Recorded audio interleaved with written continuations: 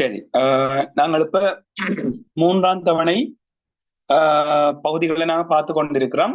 அதே நேரத்துல மூன்றாம் தவணை பயிற்சியை எதிர்கொள்ளக்குள்ள நாங்கள் மூன்றாம் தவணை பயிற்சி வினாத்தாள் கட்டமைப்பு வினாத்தாள் தொடர்பாக பயிற்சிகளையும் தொடர்ச்சியாக செய்து கொண்டு போக்குள்ளதான் நாங்க இந்த பகுதிகளுக்கு கூடிய அளவு முக்கியத்துவம் கொடுத்து கூடுதலான பயிற்சி செய்ய வேணும்னு சொல்லி பார்க்கணும். உங்களுக்கு தெரியும், டெண்டரிங் மனத்தியாலங்கள் தரம் 9 மாணவர்களுக்கான வினாத்தாளா இருக்கும். அதுல பகுதி 1 பகுதி 2 இருக்கும். பகுதி 1ல 20 வினாக்கள் 2 புள்ளிகள் வீதம் 40 புள்ளிகள் வழங்கப்படும். பகுதி 2ல இதான் பொதுவான ஃபார்மேட். சரியோ, பகுதி 2ல உங்களுக்கு பகுதி 2ல் உள்ள முதலாம் வினாவுக்கு 16 புள்ளிகளும் ஏனைய வினாக்களுக்கு 11 புள்ளிகள் வீதம் 60 புள்ளிகள் பகுதி 2க்கு வழங்கப்படும். இது சில சந்தர்ப்பங்கள்ல உங்களுக்கு இந்த 16 புள்ளி என்பது தவிர்க்கப்பட்டு நேரடியாக 12 புள்ளிகள் 5 வினாக்களுக்கு வழங்கப்படும். 6 வினாக்கள் வழங்கப்பட்டு அதில் 5 வினாக்கள் செய்யக்கூடிய மாதிரியும், அதுல ஒவ்வொரு வினாவுக்கும் 12 புள்ளிகள் வழங்கக்கூடிய மாதிரியும் வினாத்தாள்கள் ஒழுங்கமைக்கப்படும். ஓகே, இப்ப இதுல இருக்கிற பகுதி 1ல இருக்கிற 20 வினாக்களுக்குமான தெளிவான விளக்கங்களை நாங்கள் பார்க்க போறோம். செய்த வினாக்களுக்குரிய விடைகளை பாருங்கோ. அதே நேரத்துல ஒரு சில வினாக்கள் நாங்கள் இன்னும் படித்து முடிக்காத அலைகள் இருக்கும். அதற்குரிய விளக்கங்களையும் தெளிவாக நாங்க பார்த்து கொள்வோம். ஓகே, ரெடி எல்லாரும்? முதலாவது வினா ஸ்டார்ட் பண்ணுவோமா? பிரபா. ஓகே, சரி. உங்களோட விடைகளை செக் பண்ணிக்கொள்ளுங்க. ஒவ்வொரு வினாவுக்கும் 2 புள்ளிகள் வழங்க வேணும். அதுல செய்முறைக்கு 1 புள்ளியும் விடைக்கு 1 புள்ளி. அந்த விடைக்கு அலகு இருந்தா மட்டும்தான் அந்த 1 புள்ளி கிடைக்கும். அலகுடனான விடை இருக்கணும். செய்முறைக்கு 1 புள்ளி, விடைக்கு 1 புள்ளி என்ற மாதிரி நீங்கள் இத கரெக்ட் பண்ணி கொண்டு போறீங்க. சரியா? ஓகே,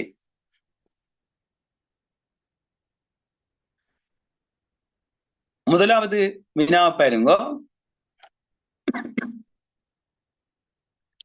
1880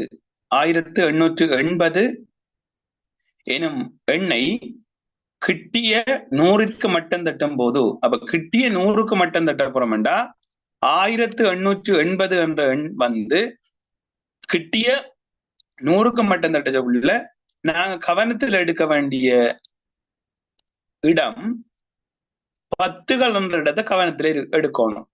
இங்க 10கள்ல இருக்கிற இலக்கம் 5 அல்லது 5 விட கூட இருக்குமாக இருந்தால், அதாவது 5, 6, 7, 8, 9 இருக்குமாக இருந்தால் இந்த 100ஆம் இடத்துக்குரிய இலக்கம் 1 கூடும் என்றால் 1 8 இருக்கிறது 9 மாறி ஏனைய 10ஆம் தானம் 1ஆம் தானம் எல்லாம் 0 மாறும். இதுவே இங்க எல்லோ கலரால ஹைலைட் பண்ணிருக்கிற 8 என்ற இலக்கத்துக்கு பதிலாக 5ஐ விட குறைந்த இலக்கம் 0 இருக்கலாம். 1, 2, 3, 4 இலக்கங்கள் இருந்தால் அங்க எந்தவித மாற்றமும் வராது. 1, 8 ஏனைய இலக்கங்கள் 0, ஏனைய தானங்கள் 0 1800 சொல்லி வரும். இப்ப இங்க 8 இருக்கிறதால விடை 1900. இது நேரடியாக விடை கொடுப்பீர்கள். 2 புள்ளி கொடுப்பீங்க. சரியா மக்கள்? இது கிளியரா? விளங்காட்டி கேளுங்க.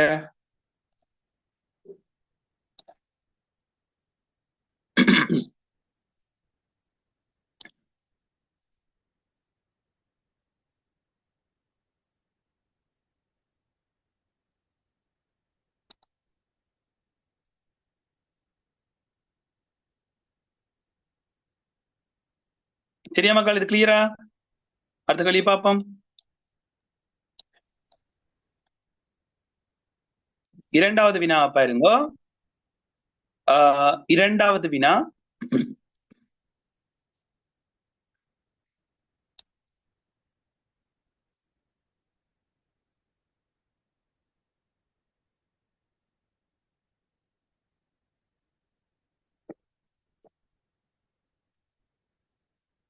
S = 1, 2, 4, 6, 9 என மாதிரி வழியிலிருந்து எழுமாறாக ஒரு இலக்கத்தை தெரிவு செய்யும் போதோ சதுர எண் கிடைப்பதற்கான நிகழ்தகவை காண்க. ஓகே, இதுல எத்தனை நிகழ்ச்சிகள் இருக்குன்னு சொல்லுங்க. ஒவ்வொரு மூலகம் ஒவ்வொரு நிகழ்ச்சியா இருக்க போதோ எத்தனை நிகழ்ச்சிகள் இருக்குது? இதுல 5 நிகழ்ச்சிகள் இருக்குது. அப்ப 5 நிகழ்ச்சிகள், மொத்த நிகழ்ச்சிகளின் எண்ணிக்கை 5. இவங்க கேட்டது சதுர எண் கிடைப்பதற்காக எழுதவும். இதுல சதுரன்களாக இருக்கிற என்னென்ன? 1, 4, 9. அப்ப 3 நிகழ்ச்சிகள் வாய்ப்பு இருக்குது. எனவே 5 இல் 3. சரியா? இது நேரடியாக இதுக்கு 2 புள்ளிகள் வழங்கும். 3வது வினா, விஞ்ஞான முறை கணிகருவியில் பின்வரும் ஒழுங்கில் சாவியை அழுத்தும் போது பெறப்படும் விடை யாதுன்னு கேட்கிறாங்க. இதுக்கு நீங்க நேரடியா விட கொடுக்க வேணும். நேரடியா விடதான் 2 புள்ளி தான் கொடுக்க போறோம். பாருங்க, 24ஓட 9 கூட்ட சொல்லி இருக்குது, வகுத்தல் 3. விஞ்ஞான முறை கணிகருவி என்ன செய்யும்? கூட்டல ஃபர்ஸ்ட் செய்யுமா, வகுத்தல ஃபர்ஸ்ட் செய்யுமா? முதலாவது வகுத்தல் தான் ஃபர்ஸ்ட் செய்யும். இதுக்கு விட எடுக்கும் ஃபர்ஸ்டா 3. அதுக்கு பிறகுதான் 24ஓட 3 கூட்டி உங்களுக்கு 27 என்ற விடை இருக்கும். சரியா? அப்ப இதுக்கு இந்த டிரெக்டர் 2 புள்ளி. சரியா பிள்ளைகள்? கிளியர் ஆகுது உங்களுக்கு? விளங்காட்டி திரும்ப கேளுங்க. சரியா? ஓகே, 4வது வினா பாருங்க. சுருக்குக. நீங்க இந்த மாதிரி நேருக்கு கூட்டுறது கஷ்டமா இருந்தா பக்கத்துல எழுதி கூட்டுங்க. 1101 base 2, 101 base 2, 11 base 2. ஓகே, இவ்வளவையும் கூட்ட போறீங்க. சிம்பிளா கூட்டமாய் கூட்டுங்க. 1 1 10, 10 1 11 கொண்ட போட்டு 1 மிச்சம் பண்ணி ஞாபகம் வச்சுக்கொள்ளுங்க. அப்ப இதுல 1 இருக்குது, இதுல இன்னும் 1 இருக்குது. அப்ப 1 1 10, 10க்கு 0 போட்டு 1 மிச்சம். திரும்ப 1 1 10 1 11, 1 போட்டு 1 மிச்சம், 1 1 10. இப்ப நீங்க கூட்டி எடுத்த விட சரியை என்று சொல்லி கன்ஃபார்ம் பண்ணிக்கொள்ளணும். விடையை எழுதி கொள்ளணும். 10101 base 2 செக் பண்ணிக்கொள்வோம். இங்க பாருங்க, இலகுவா நீங்க செக் பண்ணிக்கொள்ளலாம். முழுதும் உங்களுக்கு பழகிருக்கீங்க. இதுல 1 2 4 8. இப்ப இதுல 0 வார மட்டும் விட்டு போட்டு கூட்டி பார்க்கணும். 8 4 12 மட்டும் 13. இதுல 0 வாரத விட்டால் 4 2 4 மட்டும் 5. இதுல 2 மட்டும் 3. அப்ப இவ்வளவையும் கூட்டி நாங்களுக்கு விட வரணும். 15 3 18 3 21 விட வரணும். இவருக்கு செக் பண்ணி பார்ப்போம். 1 1 2 4 8 16. 0 வாரம் எல்லாம் வெட்டி விடுங்க. 16 4 20, 20 1 21. கரெக்ட் இல்ல? அப்ப விளங்கிட்டா? இது கிளியரா உங்களுக்கு? செக் பண்ணிக்க. விட இதுதான் விடை. இந்த விடை இருந்தா டிரெக்டா 2 மார்க்ஸ். சரியா? விளங்கிட்டா? ஓகே, அடுத்த வினா பாருங்க.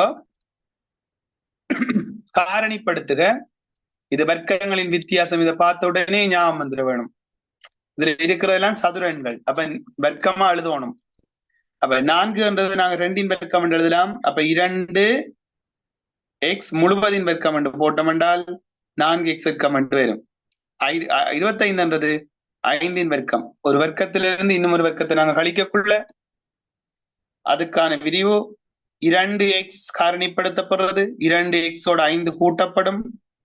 அடுத்தது 2x இருந்து 5 கழிக்கப்படும். இவ்வளவுதான் இதுக்குரிய விடை. இந்த ஸ்டெப்புக்கு 1 புள்ளி, இந்த ஸ்டெப்புக்கு 1 புள்ளி. சரியா? சரி சார். ஓகே, அடுத்த வினாவை பாருங்க.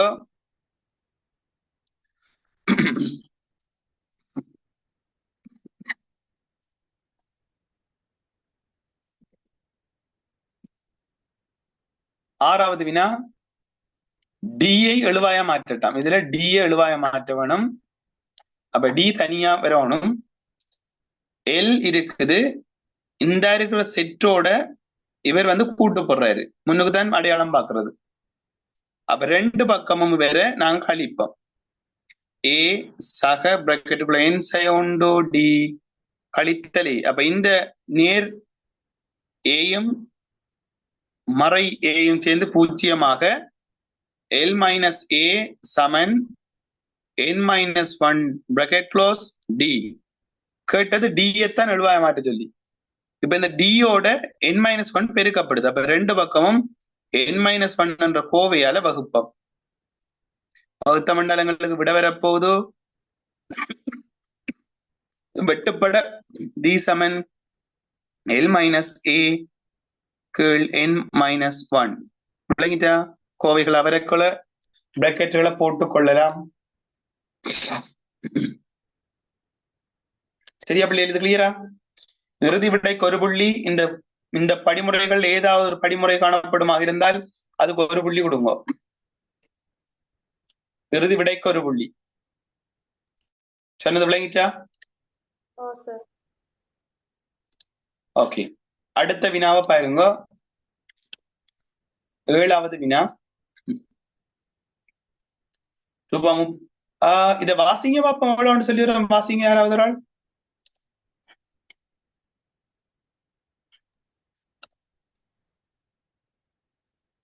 இந்த வாசிங்களே ஒரு ஆள்.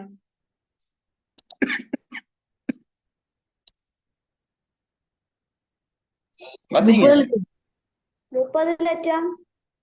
30 லட்சம் அது பழைய காலத்து கதை.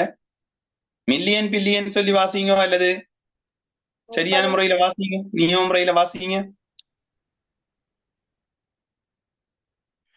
3 மில்லியன்.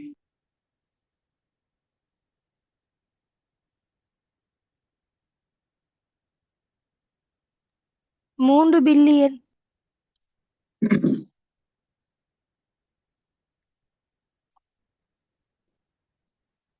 3 பில்லியன்.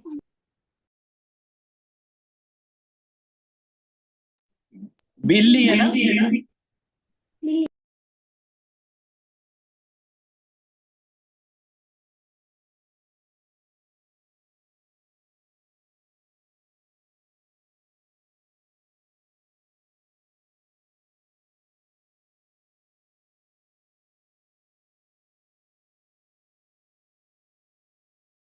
Okay, 3 பில்லியனா 3 millionaire?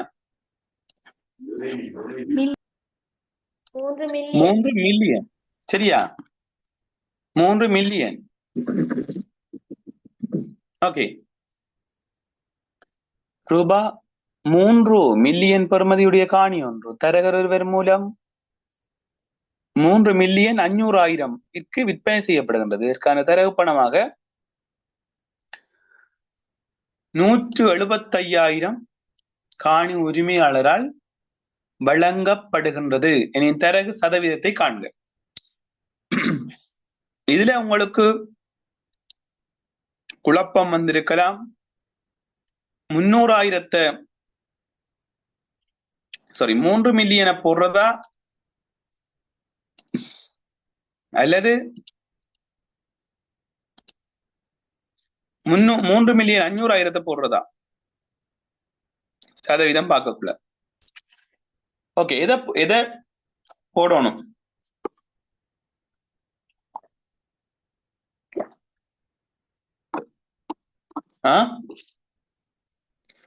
எதை போடணும் பிள்ளைகள்? எதை பயன்படுத்தணும்?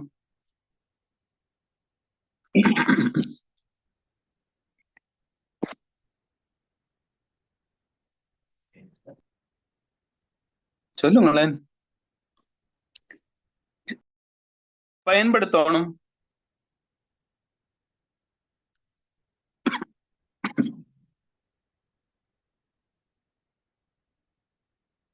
மூன்று மில்லியனியா அல்லது 3 மில்லியன் 500,000 பயன்படுத்தணும்?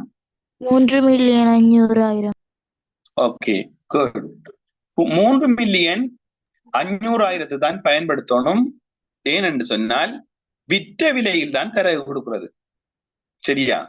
பொருள்ற பெறுமதியில தரகு கொடுக்கறது இல்ல, விற்றுத்தார விலையில தான் தரகு பார்த்து கொடுக்கிறது. தரகு சதவீதம் அதுக்குத்தான் பார்ப்போம். அப்ப இங்க நாங்க பின்னம் போடக்குள்ள விற்ற விலையில் வழங்கப்பட்ட தரகு 100 போடுவோம். சதவீதம் கண்டுபிடிக்கிறது. விற்ற விலை 3 மில்லியன் 500,000. ஓகே, அடுத்தது தரகு 175,000. ஓகே, சுருக்கி எடுங்கோ. எவ்வளவு விட வருது? 5% வருதா மக்கள்? 5% வரும். இது கிளியரா?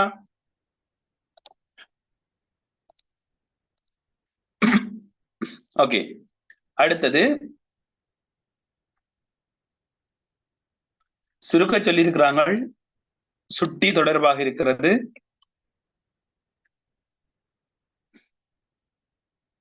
சமன் 2p முழுவதின் வர்க்கம் என்றா 2 வர்க்கம், இந்த வலுக்கள் பெருக்கப்படும், வலுவின் வலு மூவி 2 6, p 6ஆம் வலு கீழ் 4 p 4ஆம் வலு g வர்க்கம். இப்ப 2 வர்க்கம் என்றது 4, இந்த 4ம் வெட்டப்படும். p 6ஆம் வலு கீழுக்கு p 4ஆம் வலு g வர்க்கம். ஒரே அடியை கொண்ட வலுக்கள் வகுக்கப்படும் போது வகுக்கும் வலுவின் சுட்டி கழிக்கப்படும். அப்ப 6ல இருந்து 4 வர 2, மேலுக்கு p வர்க்கம் கீழுக்கு q வர்க்கம், சாரி g வர்க்கம். இது இறுதி விட இல்ல.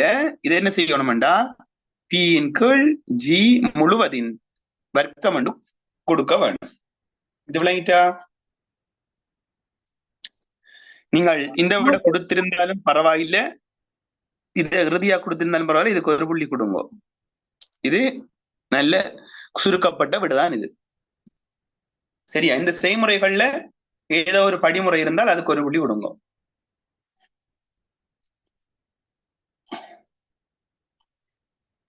சரியா மக்கள்? விளங்கிட்டது? ஓம் சார். அடுத்த வினாவை பாருங்க. 9வது வினா. 5x சிறிது அல்லது சமன் 10 எனும் சமையலை தீர்ப்பதன் மூலம் இச்சமையலை திருப்தியாக்கும் நேர்நிறை எண் தீர்வுத்தொடைய எழுதுக. 5x சிறிது அல்லது சமன் 10, 2 5ஆல வகுக்க போறோம். எக்ஸை கண்டுபிடிக்கிறதுக்காக 5ஓட x பெருக்கப்படுறதால அப்ப நாங்கள் x சிறிது அல்லது சமன் 2 வரப்போகுது.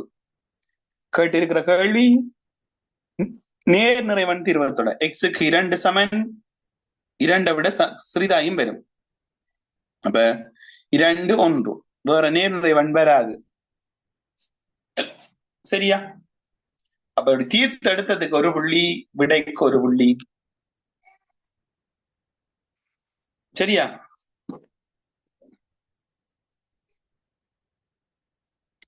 கிளியரா மக்கள்? அடுத்தது பாருங்க. 10வது வினா. அட்சர கணித பின்னங்கள். இதுல நோமல நாங்கள் பின்னங்கள் செய்யற மாதிரித்தான், வேற ஒன்றுமே இல்லை. இதுல பாத்தீங்கன்னா பகுதி எண்கள் சமன். இதுல முக்கியமான ஒரு விடயம் இருக்குது, நல்லா கவனிச்சு கொள்ளுங்க. எல்லாரும் பிழை எடுக்க வைக்கிறதுக்காக போடுற வினா. சரியோ? இதுல 6 பொமசிய நாங்க எடுத்தோம்னு சொன்னா 5x சக 4 கழித்தல் இந்த கோவை எப்போதும் பிரக்கெட் போட்டு கழிக்க வேணும்.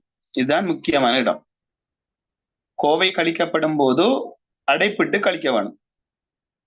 இப்ப 6 அப்படி இருக்க, மேலுக்கு 5x சக 4 சயதர சக சய 1 சயதர சய சக x.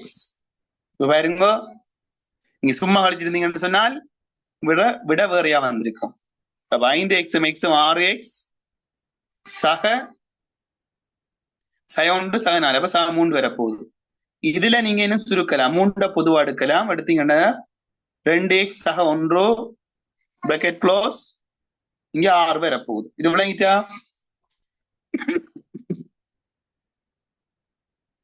சரியா மக்கள்? இப்ப இதுல இந்த 6ஐயும் 3ஐயும் சுருக்கலாம் மக்கள். 6 3ஆல வகுத்தோம்னா 2, அப்ப விடை வந்து வரப்போகுது 2ல் 2x சக 1. சரியா? இதான் இறுதி விடையா இருக்கும். சரியா? கிளியரா? ஓம் சார். ஓகே.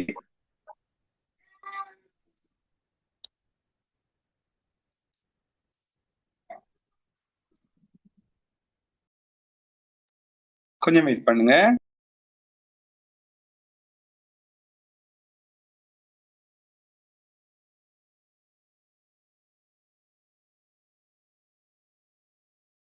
ஓகே, நீங்க இப்ப 11வது வினா 3x சய 4y விளங்குதா? எல்லாருக்கும் கதைக்கிறது கிளியரா விளங்குதா? ஓம் சார். ஓம் சார். ஓம் சார். ஓகே. 3x சய 4y சமன் 12, 2x சய y சமன் 8 ஆகிய சமன்பாடுகளை தீர்க்காது xyயின் பெருமானத்தை காணட்டாம். ரெண்டாவது ஒருங்கமை சமன்பாடு. இந்த ஒருங்கமை சமன்பாடுகளை தீர்க்காம எக்ஸ்ர பெருமானம் எவ்வளவோ வைர பெருமானம் எவ்வளவுன்னு சொல்லி தனியே கண்டுபிடிக்கிறது. தனியே கண்டுபிடிக்காம இதுல பெருமானத்தை நம்ம கண்டுபிடிக்கணும். அப்ப இதுல யோசிக்கணும் என்னண்டா, இந்த ரெண்டு சமன்பாட்டையும் நாங்க கூட்டி பார்க்கக்குள்ள xy என்ற ஃபார்மேட் எடுக்கக்கூடிய மாதிரி இருக்குமா, அல்லது கழிச்சு பார்க்கக்குள்ள இந்த xy என்ற ஃபார்மேட் எடுக்கலுமா என்றதுதான் நாங்க இதுல முடிவெடுக்க வேண்டியது. அப்ப இதுல ரெண்டையும் செய்து பார்க்கலாம். நீங்க இப்ப 3x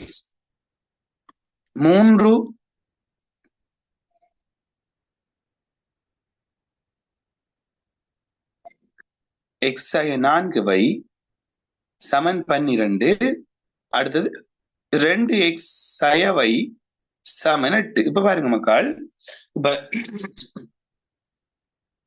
கூட்டக்குள்ள அல்லது கழிக்கக்குள்ள பிள்ளைகள் எக்ஸின் குணகம் ரெண்டுக்கும் சமனா வரும். கூட்டக்குள்ள அல்லது கழிக்கக்குள்ள எக்ஸ்ர குணகமும் வைர குணகமும் ஒரே குணகமா இருக்கும். அப்படி வார சந்தர்ப்பத்தை தான் நாங்க எடுக்கிறது. இடையில கழித்தலும் வரணும். இப்ப கழிச்சு பாருங்க, 3xல இருந்து 2x போனா எக்ஸ் வர போது, 4y இருந்து கழிக்க போறோம் -5. அப்ப இது 5y வருது. அப்ப +5y. அப்ப இது பொருத்தமா இருக்குமா? கூட்டி பாக்குறது பொருத்தமா இருக்குமா பிள்ளைகள்? நான் சொல்றது விளங்குதா உங்களுக்கு? கூட்டி பாக்குறது பொருத்தமா வராது. ஏனென்றால் எக்ஸுக்கும் வைக்கும் ஒரே குணகம் வரல. சாரி, கூட்டி பாக்குறதுல கழிச்சு பாக்குறது. சாரி, கழிச்சு பாக்குறது. இப்ப நாங்க ரெண்டையும் கூட்டி பார்க்க போறோம். 3xம் 2xம் 5x சய 4yம் சயவையும் சய 5y. இப்ப உங்களுக்கு நான் சொன்னது கிளியர் ஆயிருக்கும் பாருங்க. 12 20. இப்ப நம்ம xyயை எடுக்கணும். எப்படி எடுக்கலாம்? xyயை தனி எடுக்கணும். என்ன செய்யலாம்?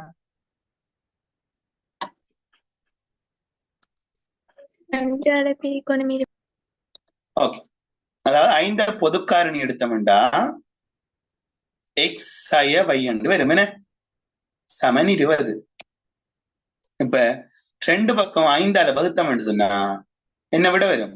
xy சமன் 25 எவ்வளவு சொல்லுங்க சார். இந்த 12ல இருந்து 8 கழிக்கிறது இல்லையா? 12ல இருந்து 8 கழிக்கிறது இல்லை. இப்ப நாங்க ரெண்டையும் கூட்டி தானே பாக்குறோம். 3xல இருந்து 2x கழிச்சாமா x வரும். கரெக்டா? 4y -4y இருந்து -y கழிக்கக்குள்ள -4y இருந்து கழிக்க போறோம் -y. -5ம் பிளஸ் ஆக உங்களுக்கு -3y தான் வரப்போகுது. கரெக்டா? அப்ப xy 3y வரக்குள்ள இதுல பொதுக்காரணி எடுக்கலாமா? இயலாது. அப்ப நாங்க என்ன செய்யறோம்? ரெண்டையும் கூட்டி பாக்குறோம். அடுத்த கட்டம் 3 2 5x சய 4yம் சயவையும் எவ்வளவு? சய 5y. ஓகே, இப்ப இதுல எக்ஸுக்கும் வைக்கும் ஒரே குணகம் இருக்கிறதால அந்த குணகத்தை பொதுவாடுக்குள்ள XY வந்து தனியா வர போறாரு. விளங்கிட்டா? இப்ப இந்த 5 XY 5 பெருக்கப்படுதானே, அப்ப 2 பக்கம் நாங்க 5 வகுக்கிறோம். சரியா? பார்த்தோம்னால் விட வந்து XY சமன் 4 வரும். அப்பதே நான் உங்களுக்கு சொல்லக்குள்ள இந்த சய 4y கழித்தல் சய y சொல்லக்குள்ள உங்களுக்கு 5y என்று சொன்னேன் நான். என்ன சய 5y என்ற சொன்ன நான்? அது பிள்ளையா? இதுல சய 3y தான் வரும் அதுல. ஓகே, இப்ப இந்த மெதட் பிள்ளைங்கிட்ட அவங்களுக்கு இந்த மாதிரி சந்தர்ப்பம் கேள்வி வரக்குள்ள 2ஐயும் ஒரு தரம் கூட்டி பார்க்கணும், அல்லது ஒன்றுல இருந்து ஒன்றை கழிச்சு பார்க்கணும். கழிச்சு பார்க்கக்குள்ள இவங்களோட குணகங்கள் சமனா வருமெண்டா நாங்க அவன் சொல்ற மாதிரி இதை எடுக்கலாம். விளங்கிட்டா?